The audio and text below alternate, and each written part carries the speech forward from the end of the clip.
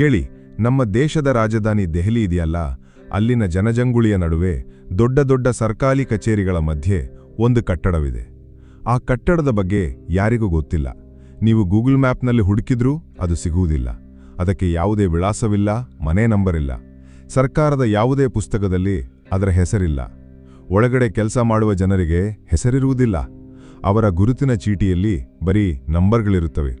ಅಂತಹ ಒಂದು ನಿಗೂಢ ಜಾಗಕ್ಕೆ ಒಬ್ಬ ಹೆಂಗಸು, ಶಾಂತಲಾ ರಾವ್ ಅಂತ, ದಿನಾ ಬೆಳಗ್ಗೆ ಬರೋಬ್ಬರಿ 37 ವರ್ಷಗಳ ಕಾಲ ಯಾರ ಕಣ್ಣಿಗೂ ಬೀಳದಂತೆ ಹೋಗಿ ಬರುತ್ತಿದ್ದರು. ಅವರ ಕೆಲಸ ಏನಿತ್ತು ಗೊತ್ತಾ? ನಮ್ಮ ದೇಶದ ಅತ್ಯಂತ ಅಪಾಯಕಾರಿ ಕರಾಳ ರಹಸ್ಯಗಳನ್ನು ಇತಿಹಾಸದ ಪುಟಗಳಿಂದ ಶಾಶ್ವತವಾಗಿ ಅಳಿಸಿ ಹಾಕುವುದು.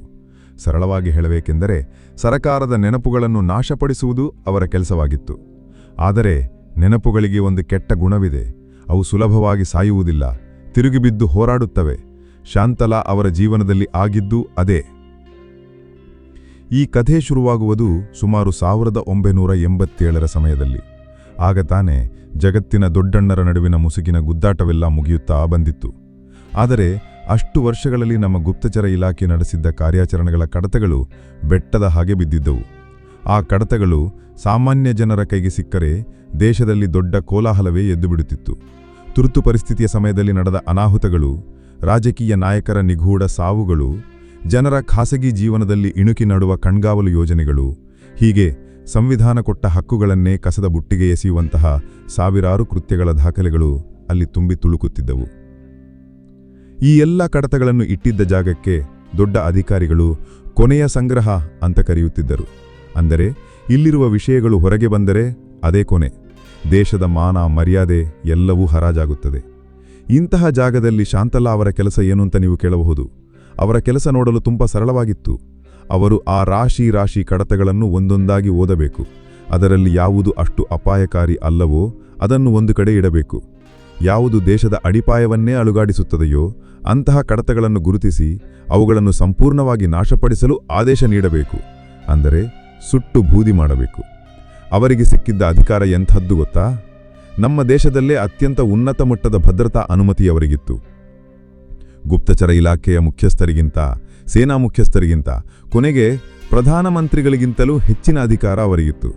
ಯಾಕೆಂದರೆ ಅವರೆಲ್ಲರಿಗೂ ತಿಳಿಯದ ರಹಸ್ಯಗಳು ಶಾಂತಲಾ ಅವರ ತಲೆಯಲ್ಲಿತ್ತು. ಅವರು ಮನಸ್ಸು ಮಾಡಿದ್ದರೆ ದೊಡ್ಡ ದೊಡ್ಡ ಕುರ್ಚಿಗಳಲ್ಲಿ ಕೂತವರನ್ನು ಒಂದೇ ದಿನದಲ್ಲಿ ಮನೆಗೆ ಕಳಿಸಬಹುದಿತ್ತು.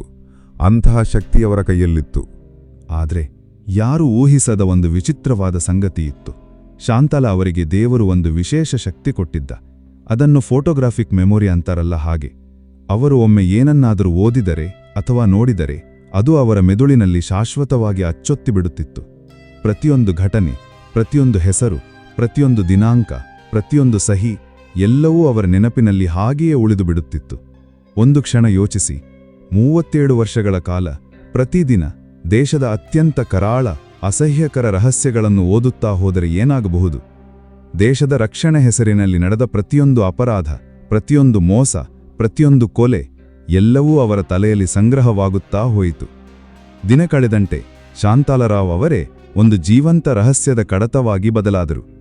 ಸರಕಾರಕ್ಕೆ ತಿಳಿಯದ ಹಾಗೆ ಅವರೇ ಈ ದೇಶದ ಅತ್ಯಂತ ಅಪಾಯಕಾರಿ ವ್ಯಕ್ತಿಯಾಗಿ ಮಾರ್ಪಟ್ಟಿದ್ರು. ಯಾಕೆಂದರೆ ಸರಕಾರ ಕಡತಗಳನ್ನು ಸುಡಬಹುದಿತ್ತು, ಆದರೆ ಶಾಂತಲಾ ಅವರ ನೆನಪುಗಳನ್ನು ಸುಡಲು ಸಾಧ್ಯವಿರಲಿಲ್ಲ. ಅವರಿಗೆ ಮರೆಯಲು ಬರುತ್ತಿರಲಿಲ್ಲ. ಎಲ್ಲವೂ ಸರಿಯಾಗಿಯೇ ನಡೆಯುತ್ತಿದೆ ಅಂದುಕೊಂಡಿದ್ರು. ಆದರೆ 2024ರ ಮಾರ್ಚ್ ತಿಂಗಳಿನ ಒಂದು ಮಂಗಳವಾರ ಎಲ್ಲವೂ ತಲೆಕೆಳಗಾಯಿತು. ಶಾಂತಲಾ ಅವರು ಎಂದಿನಂತೆ ಬೆಳಗ್ಗೆ ಕೆಲಸಕ್ಕೆ ಬಂದರು. ಆದರೆ ಆ ದೊಡ್ಡ ಗುರುತಿಲ್ಲದ ಕಟ್ಟಡದ ಬಾಗಿಲು ಅವರ ಗುರುತಿನ ಚೀಟಿಗೆ ತೆರೆದುಕೊಳ್ಳಲಿಲ್ಲ. ಅವರ ಕಾರ್ಡ್ ಬ್ಲಾಕ್ ಆಗಿತ್ತು. ಅವರಿಗೆ ಆಶ್ಚರ್ಯವಾಯಿತು. ಅವರು ಸೆಕ್ಯುರಿಟಿ ಗಾರ್ಡ್ ಬಳಿ ಕೇಳಿದಾಗ ಆತ ತಲೆ ತಗ್ಗಿಸಿ, ನನಗೇನೂ ಗೊತ್ತಿಲ್ಲ ಮೇಡಮ್, ಮೇಲಿನಿಂದ ಆದೇಶ ಅಂದ. ಹೇಗೋ ಒಳಗೆ ಹೋಗಿ ನೋಡಿದರೆ ಅವರ ಕಚೇರಿ ಸಂಪೂರ್ಣ ಖಾಲಿಯಾಗಿತ್ತು. ಅವರ ಟೇಬಲ್, ಕುರ್ಚಿ, ಪುಸ್ತಕಗಳು, ಅವರು ಪ್ರೀತಿಯಿಂದ ಸಾಕಿದ್ದ ಗಿಡ ಯಾವುದೂ ಇರಲಿಲ್ಲ. 37 ವರ್ಷಗಳ ಅವರ ಸೇವೆ, ಅವರ ಅಸ್ತಿತ್ವವನ್ನೇ ಒಂದೇ ರಾತ್ರಿಯಲ್ಲಿ ಯಾರು ಅಳಿಸಿ ಹಾಕಿದ್ರು. ಅವರು ತಮ್ಮ ಮೇಲಾಧಿಕಾರಿಯನ್ನು ವಿಚಾರಿಸಿದಾಗ ಅವರು ಮುಖಕ್ಕೆ ಮುಖ ಕೊಡದೆ ಹೇಳಿದ್ರು, ಶಾಂತಲಾ ಅವರೇ, ಬಜೆಟ್ ಸಮಸ್ಯೆಯಿಂದಾಗಿ ನಿಮ್ಮ ಹುದ್ದೆಯನ್ನು ತೆಗೆದುಹಾಕಿದ್ದೇವೆ. ನಿಮಗೆ ಅವಧಿಪೂರ್ವ ನಿವೃತ್ತಿ ಕೊಡುತ್ತಿದ್ದೇವೆ.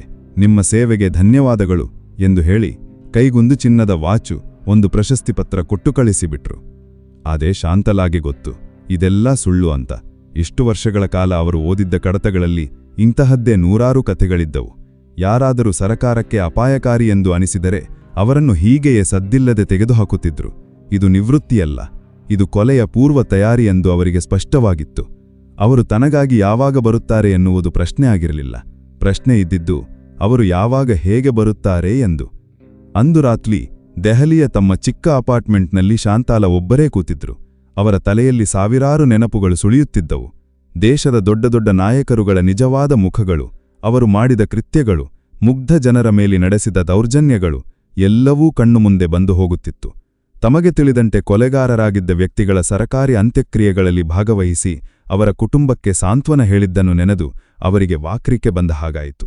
ಪ್ರಜಾಪ್ರಭುತ್ವದ ಹೆಸರಿನಲ್ಲಿ ನಡೆಯುತ್ತಿದ್ದ ಈ ನಾಟಕವನ್ನು ನೋಡಿ ಅವರಿಗೆ ಜಿಗುಪ್ಸೆ ಎನಿಸಿತು.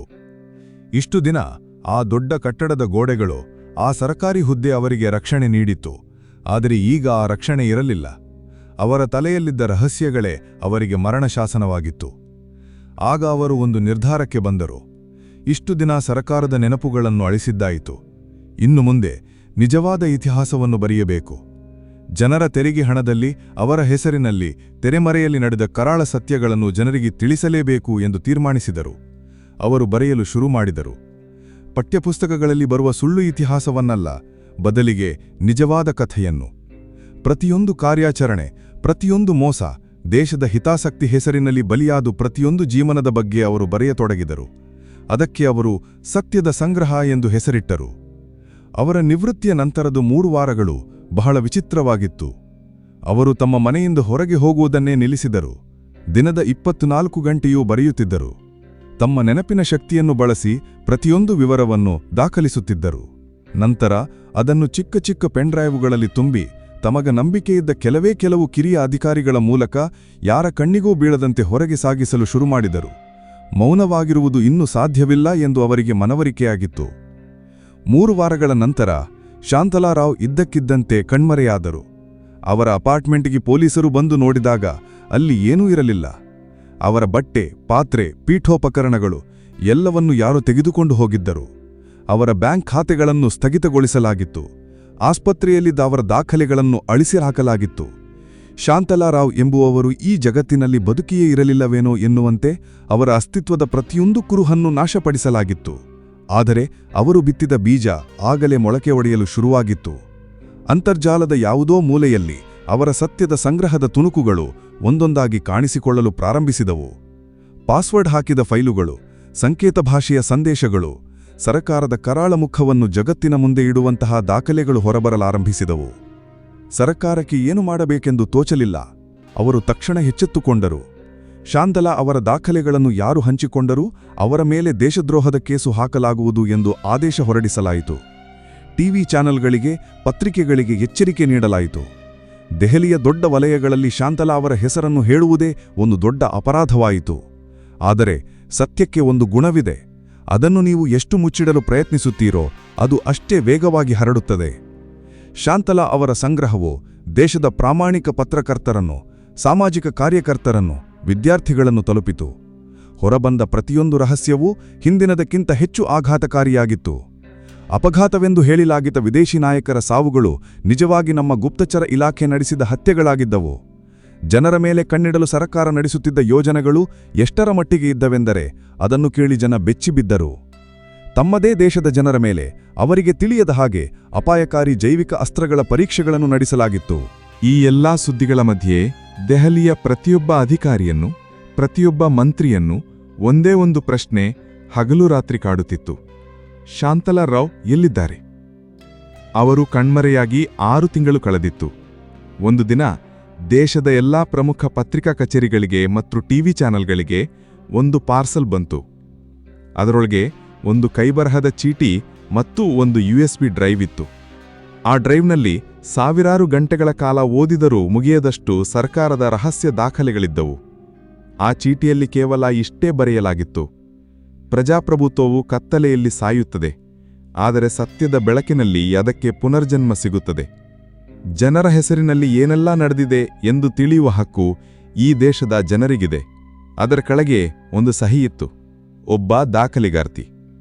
ಶಾಂತಲಾರಾವ್ ತಮ್ಮ ಜೀವನದ 37 ವರ್ಷಗಳನ್ನು ದೇಶದ ರಹಸ್ಯಗಳನ್ನು ಕಾಪಾಡುವುದರಲ್ಲಿ ಕಳೆದಿದ್ದರು. ಆದರೆ ಕೊನೆಯಲ್ಲಿ ಆ ರಹಸ್ಯಗಳನ್ನು ದೇಶದ ಜನರಿಗೇ ಹಿಂದಿರುಗಿಸಲು ಅವರು ನಿರ್ಧರಿಸಿದರು. ಕೆಲವು ಸತ್ಯಗಳು ಎಷ್ಟೇ ಅಪಾಯಕಾರಿಯಾಗಿದ್ದರೂ ಅವುಗಳನ್ನು ಹೂತುಹಾಕಬಾರದು ಎಂದು ಅವರು ನಂಬಿದ್ದರು. ಪ್ರಜಾಪ್ರಭುತ್ವ ಉಳಿಯಬೇಕಾದರೆ ಪಾರದರ್ಶಕತೆ ಇರಲೇಬೇಕು ಎಂದು ಅವರು ಜಗತ್ತಿಗೆ ತೋರಿಸಿಕೊಟ್ಟರು. ಇನ್ನು ಶಾಂತಲಾ ಅವರೇನಾದ್ರೂ ಅಂತ ಕೇಳಿದರೆ ಯಾರಿಗೂ ಗೊತ್ತಿಲ್ಲ. ಅವರು ಇಂದಿಗೂ ನಾಪತ್ತೆಯಾಗಿದ್ದಾರೆ. ಕೆಲವರು ಹೇಳ್ತಾರೆ ಅವರು ತಮ್ಮ ಗುರುತನ್ನು ಬದಲಾಯಿಸಿಕೊಂಡು ನಮ್ಮ ದೇಶದ ಕಾನೂನಿನ ಕೈಗೆ ಸಿಗದ ಯಾವುದೋ ದೇಶದಲ್ಲಿ ನೆಮ್ಮದಿಯಾಗಿ ಬದುಕುತ್ತಿದ್ದಾರೆ ಅಂತ.